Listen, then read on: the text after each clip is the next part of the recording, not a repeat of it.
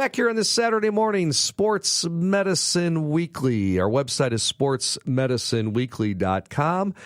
Up ahead here on The Score on this Saturday morning, inside the clubhouse, that great baseball show with Bruce Levine and Matt Spiegel. But for now, I'm Steve Kashul with Dr. Charles Bush-Joseph, Midwest Orthopaedics at Rush. Works with the Chicago White Sox, Chicago Bulls as a team physician, filling in this week for Dr. Brian Cole.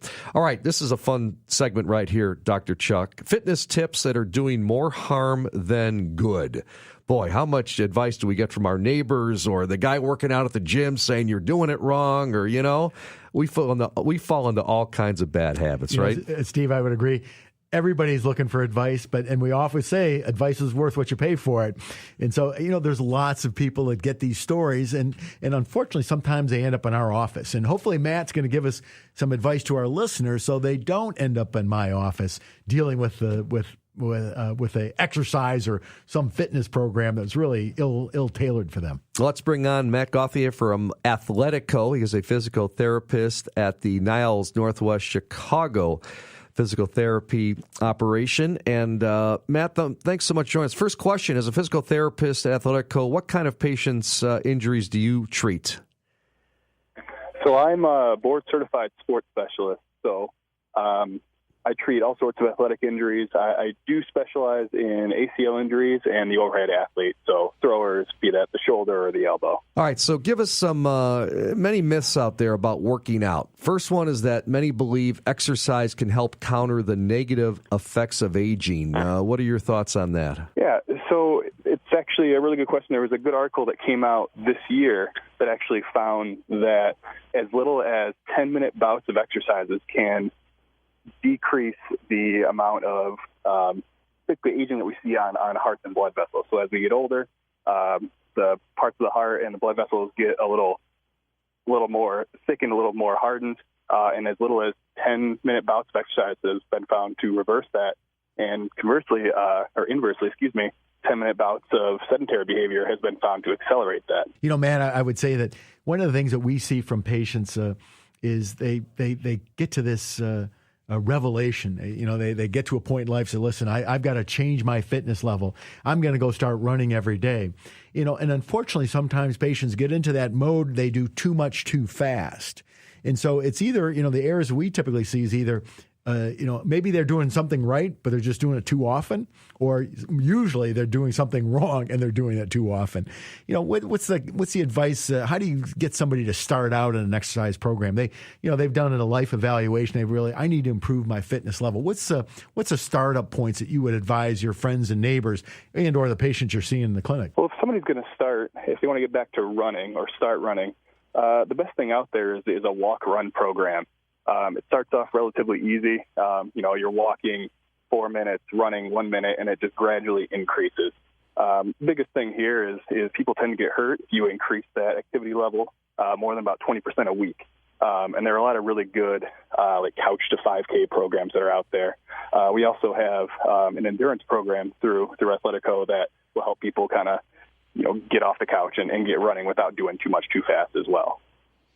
Visit with Matt Gauthier here from Athletico, Steve Kashul, Dr. Charles Bush-Joseph. It's Sports Medicine Weekly. I want to run down some myths, guys, and get your comments on both of them, all right? First myth, best time to work out is first thing in the morning. Truth or false? Dr. Chuck first. For Chuck personally, absolutely yes. I'm never better than in the morning. Really? See, I hate working out in the morning. I hate it. I'd much rather play golf in the afternoon. I'd much rather lift weights or work out in the afternoon. I wish I could get down in the morning. I know Brian Cole, my usual co-host here, loves to wake up at 5 a.m. and get the blood flowing. I like that idea. I can't do it. How about you, Matt? What about that myth? Is it the best time to work out first thing in the morning? I mean, honestly, the best time to work out is whenever you can fit it in. If you're a extremely high-level athlete, people tend to perform a little better in the morning as opposed to at the end of a long day. But the best answer is really whenever you have time to do it. Something's better than nothing. I agree. All right, second myth here. Weightlifting turns fat into muscle. Matt, you agree? Disagree. Okay. Fat and muscle are totally different tissues. The biggest thing is that when you are weightlifting, you're expending more calories than you're taking in, so you're building muscle, and when you're burning more calories than you're taking in, then fat is decreasing. You're not actually turning fat into muscle. You know, I every patient asks me that, and it really comes down to calories in and calories out. And we say, at least I use to them, what kind of tissue are you building? Are you building fat tissue? Are you building muscle tissue? As Matt says, you certainly can't convert one to the other, but your thought process, both in diet and exercise, is what is the tissue I'm trying to build? Guys, I really like this one. All right, this is interesting. Here's a myth here. True or false? Puzzles and games are great workouts for your brain, or is exercising better and raising your heart rate? Doc, what do you think about that? You know, I think it's a little both because the science says you got to get blood to the brain.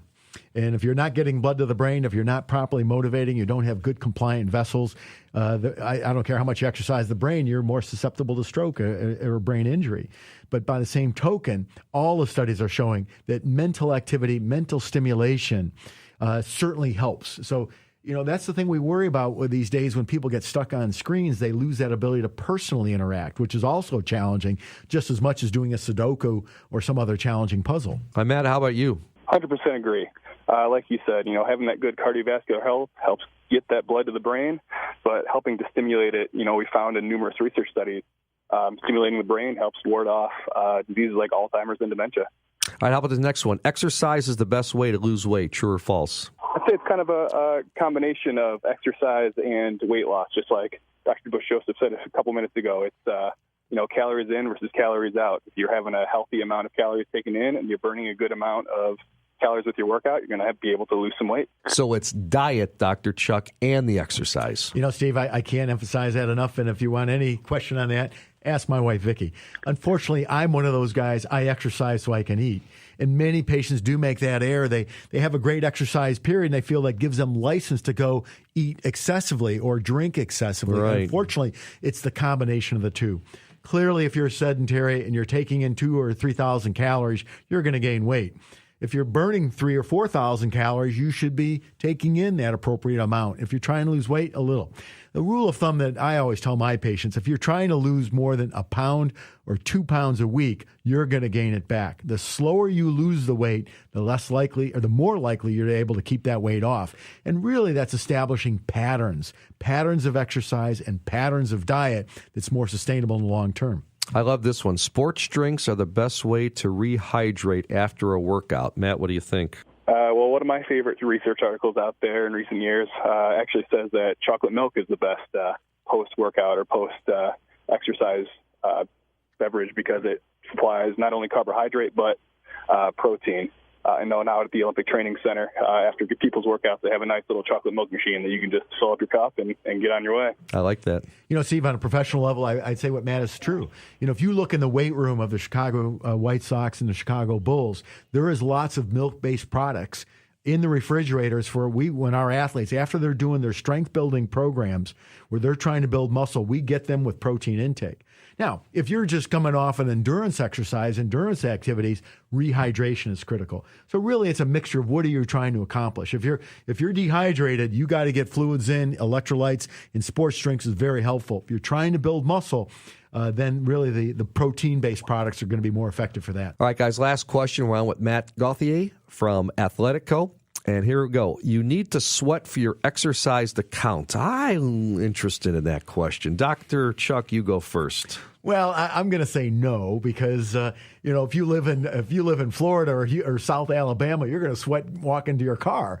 Whereas if you live in Arizona, it's pretty hard to sweat because the water evaporates so fast. So sweat in of itself is really not the true marker. Certainly, it's just really calorie expenditure. How are you expending your calories? Matt, how about you? Yeah, he's absolutely right. One of the things that keeps coming up in all these research articles on exercise is the intensity of exercise isn't nearly as important as the consistency of exercise. You can exercise below that sweating threshold, but consistently do it 4 or 5 days a week and get great results from it. Great stuff. Matt Gauthier from Athletico. Their website is athletico.com, and you're located in what facility? Is it Niles Northwest? I'm at the Niles Northwest Chicago location. Wonderful. Matt, thanks so much for joining us here on Sports Medicine Weekly. Thanks a lot for having me. All righty, and we're back with our staple of the show. It's our Ask the Doctor segment. After this, Stay with us. More Sports Medicine Weekly ahead, only on 670 The Score.